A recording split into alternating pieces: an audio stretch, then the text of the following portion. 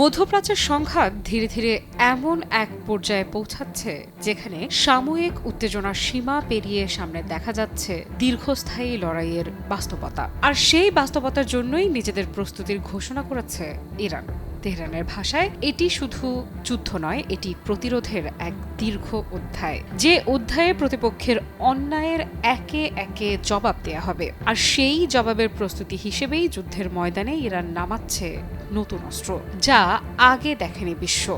কি সেই নতুন অস্ত্র যা ইরানকে যুদ্ধের ময়দানে দীর্ঘদিন টিকিয়ে রাখবে আর শত্রুর হৃদয়ে কাঁপন তুলবে? চলুন জানার চেষ্টা করি। চলমান সংঘাতের মধ্যে ইরান জানিয়েছে তারা এখন এমন এক যুদ্ধের জন্য প্রস্তুত হচ্ছে যা দীর্ঘ সময় ধরে চলতে পারে। শুধু তাই নয়, এই যুদ্ধে ব্যবহার করা হতে পারে এমন কিছু নতুন প্রযুক্তি ও শক্তিশালী অস্ত্র যা এর আগে বড় পরিসরে কখনো ব্যবহৃত হয়নি। এই ঘোষণা এসেছে ইসলামিক রেভলিউশনারি গার্ড ক্রপস বা আইআরজিসির পক্ষ থেকে। সংস্থাটির মুখপাত্র ব্রিগেডিয়ার জেনারেল আলী মোহাম্মদ নাইনি এক বিবৃতিতে জানিয়েছেন, সামনে যে আক্রমণগুলো আসছে তা শত্রুদের হৃদয় কাঁপিয়ে দেবে। জেনারেল নাইনি বলেন, ইরানের সশস্ত্র বাহিনী এখন শুধু প্রতিরক্ষার অবস্থানে নেই, বরং তারা দীর্ঘমেয়াদী সংঘাত পরিচালনা করার মতো পূর্ণ প্রস্তুতি নিয়েছে। তার মতে, ইরানের সামরিক বাহিনী ধৈর্য, কৌশল এবং প্রযুক্তিগত সক্ষমতার সমন্বয়ে এখন অনেক বেশি শক্ত অবস্থানে রয়েছে। তিনি আরও জানান, নতুন প্রজন্মের কিছু যুদ্ধ প্রযুক্তি এবং অস্ত্র ইতোমধ্যেই প্রস্তুত রয়েছে। এই প্রযুক্তির অনেক কিছু এখনো প্রকাশ করা হয়নি এবং এগুলো এখনো বৃহৎ পরিসরে ব্যবহারও করা হয়নি। সময় এলে সেগুলো ব্যবহার করা হবে বলেও ইঙ্গিত দেন তিনি। অন্যদিকে এই সংঘাত নিয়ে ভিন্ন অবস্থান নিয়েছে যুক্তরাষ্ট্র। মার্কিন প্রেসিডেন্ট ডোনাল্ড ট্রাম্প দাবি করেছেন, ইরানের ওপর এমন ধরনের আঘাত হানা হচ্ছে যা বিশ্ব আগে কখনো দেখেনি। ট্রাম্পের মতে, ইরানের বিমান বাহিনী এবং বিমান প্রতিরক্ষা ব্যবস্থা এখন কার্যত অকার্যকর হয়ে পড়েছে। তার দাবি, যুক্তরাষ্ট্র ও ইসরায়েলের সামরিক চাপ ইরানের সামরিক সক্ষমতাকে দুর্বল করে দিয়েছে।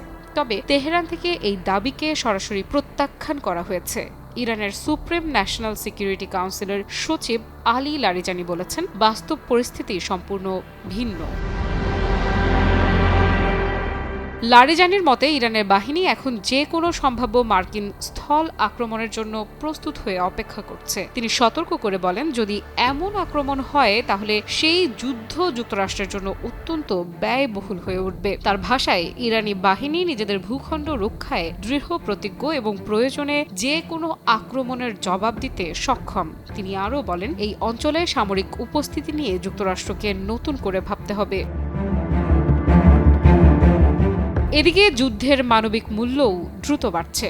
28 ফেব্রুয়ারি থেকে শুরু হওয়া যুক্তরাষ্ট্র ও ইসরায়েলের হামলার পর থেকে ইরানের নিহতের সংখ্যা 1000-এর বেশি বলে বিভিন্ন সূত্রে জানা গেছে। রাজধানী তেহরানের দক্ষিণ পশ্চিমে পারান্ট শহরে ক্ষেপণাস্ত্র হামলায় 2টি স্কুল ক্ষতিগ্রস্ত হয়েছে বলেও জানা গেছে। এই ঘটনাকে কেন্দ্র করে আন্তর্জাতিক মহলে উদ্বেগও বাড়ছে। সংঘাত এখন আর শুধু ইরান ও ইসরায়েলের মধ্যেই সীমাবদ্ধ নেই, ধীরে ধীরে এর প্রভাব ছড়িয়ে পড়ছে পুরো মধ্যপ্রাচ্য জুড়ে।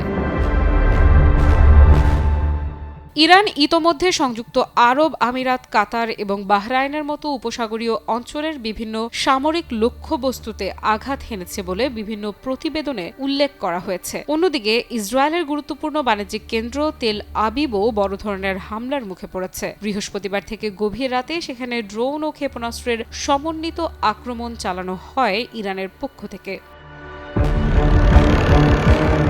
বিশ্লেষকদের মতে, এই ধরনের সমন্বিত আক্রমণ কৌশল ইরানের সামরিক সক্ষমতার একটি নতুন দিক তুলে ধরছে।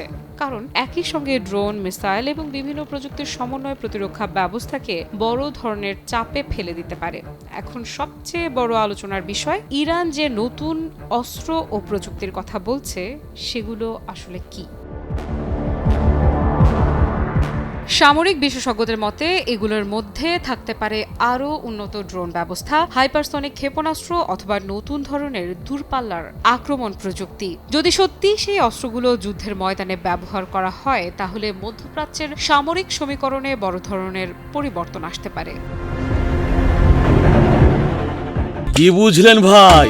অনলি যেটাই চাই। সব মিলিয়ে পরিস্থিতি এখন নতুন বাস্তবতার দিকে এগোচ্ছে। একদিকে যুক্তরাষ্ট্র ও ইসরায়েলের সামরিক চাপ, অন্যদিকে ইরানের দৃঢ় প্রতিরোধ এবং সংঘাতকে ধীরে ধীরে দীর্ঘস্থায়ী যুদ্ধের রূপ দিতে পারে বলে মনে করছেন বিশ্লেষকেরা। তবে তেহরানের বার্তা স্পষ্ট, চাপ যতই বাড়ুক প্রতিরোধ থামবে না। আর সেই প্রতিরোধের পেছনে রয়েছে নতুন প্রযুক্তি, নতুন কৌশল এবং দীর্ঘ লড়াইয়ের প্রস্তুতি। এখন বিশ্ব অপেক্ষা করছে ইরান যে নতুন শক্তির ইঙ্গিত দিচ্ছে সেটি ঠিক কবে এবং কিভাবে সামনে আসে। আফরিতা ইফরা, নিউজ 24।